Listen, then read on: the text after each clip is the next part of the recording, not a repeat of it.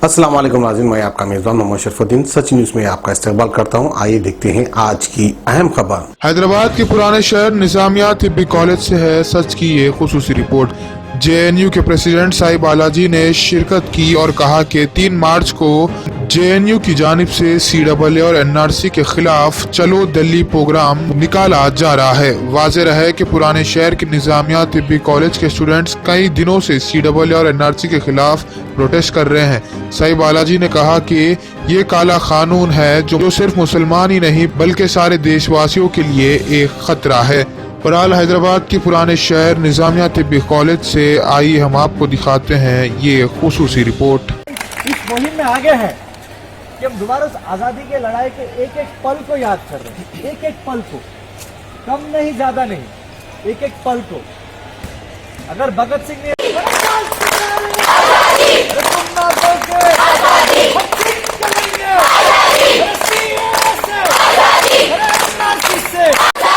जातिवाद से, मनुवाद से, जोर से बोल लो, जोर से बोल लो, शाह सुन ले, मोदी सुन ले, किसी और सुन ले, लड़ाई करेंगे, ठीक करेंगे, ये हक हमारी, ये हक हमारी, स्टेशन से भी, अरे आरएसएस से, अरे हिंदू राष्ट्र से, नंदियाल से, इंडिया से, अरे सीए से, अरे मोदी सुन ले, अरे शाह सुन ले, अरे मोदी सुन ले, अरे योगी सुन ले, भगत सिंह जुबान ले, आजादी,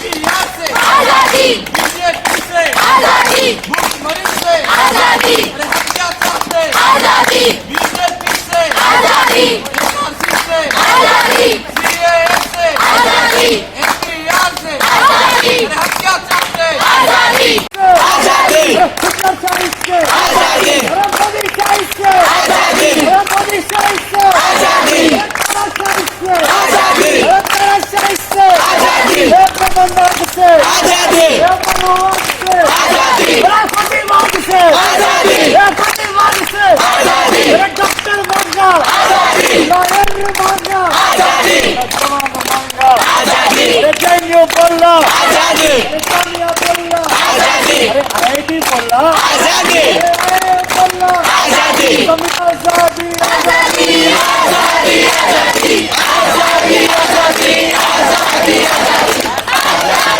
आजादी, आजादी, young India against CA NRC NPR का जो कोऑर्डिनेशन कमेटी हम लोगों के देश भर में बनी है नौजवानों का, जो हमारे एकता के लिए, उसके संदर्भ में हम लोगों ने 3 मार्च को यंग इंडिया का हुंकार no to CAA NRC NPR का दिल्ली चलो को कॉल दिए हैं।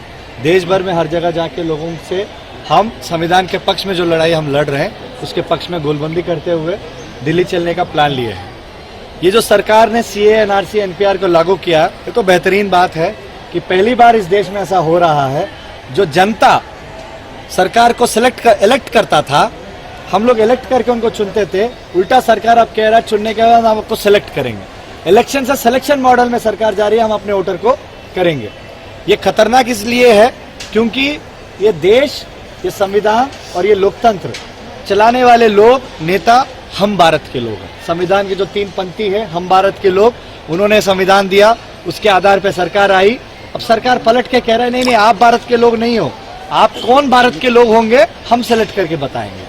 ये खतरनाक है और हम मोदी जी से एक ही बात पूछना चाहते हैं सवाल के रूप में। आप तो सीएए को लागू किया, इस बात को लेते हुए आप हिंदुओं को फायदा पहुंचाना चाहते हैं। एक सवाल मैं पूछना चाहता हूं, सबसे ज्यादा जो हिंदू पीड़ित है या सबसे ज्यादा वंचित है 2 देशों में, नेपाल और श्रीलंका, उसको क्यों नहीं आपने इसमें चुना? क्यों जिसमें सबसे ज्यादा बुद्धिस्ट पीड़ित है चाइना में, उस चाइना को क्यों आपने शामिल नहीं किया?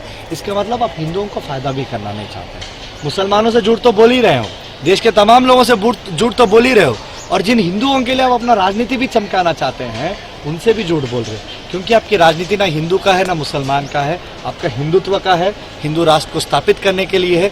इसलिए आप हिंदू मुसलमान करने में आगे बढ़े हुए, और ये बात इस देश का नौजवान समझ रहा है, इस देश का यंग इंडिया समझ रहा है। इसीलिए वो आगे रह के अपना जज्बे को, इस देश के प्रेम को आगे जता रहा है। हम कोई डिसेंट नहीं कर रहे, ना हम कोई आंदोलन कर रहे हैं।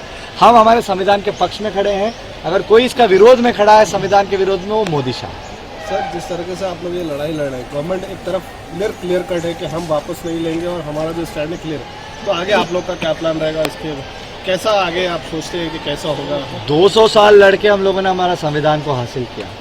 इनके डराने धमकाने से उस आंदोलन को, उस भगत सिंह, अंबेडकर और गांधी के विरासत को हम लोग छोड़ने वाले नहीं हैं। मैं अभी अपने सभा में भी बोल रहा था, इस देश में कोई रहा नहीं था, मुसलमान इस देश के हकदार था। आज़ादी की लड़ाई में उनकी जो खून है, उसके खून, उसके मिट्टी से, उसकी मिट्टी शामिल है इसके हिंदुस्तान में। और किसी बाप का हिंदुस्तान नहीं है, किसी अमित शाह के बाप का हिंदुस्तान नहीं है ये, कि वो तय करेगा कि कौन रहेगा। और उस आज़ादी के आंदोलन के उसूलों को दोबारा जनता के बीच में हम लोग यंग इंडिया की तरफ से ले जाएंगे। एक एक जगह पे हम लोग ले जाएंगे। इसके बाद तमाम जगह से चलो दिल्ली का 3 मार्च का कॉल को हम लोग व्यापक तरीके से 1 लाख लोगों को कम से कम दिल्ली में हम लोग संविधान के पक्ष में 3 मार्च को जुलूस करेंगे। A1 टाउनशिप की एक और नई पेशकश। जहांगीर पीर दरगाह से 2 किलोमीटर पहले मल्टीनेशनल कंपनीज के करीब, जो कि बिल्कुल आबादी से लगा हुआ, बेंगलोर हाईवे से सिर्फ 5.5 किलोमीटर, बीटी रोड से लगा हुआ, तमाम डेवलपमेंट के साथ 5,50,000 में 100 गज का प्लॉट। A1 टाउनशिप में आपका ये छोटा सा इन्वेस्टमेंट आपका और आपके बच्चों का मुस्तकबिल बदल सकता है। आज ही तशरीफ लाएं और A1 टाउनशिप के इस प्रोजेक्ट से फायदा उठाएं। Office at pillar number 235, opposite fisheries department, Rajendra Nagar, Hyderabad.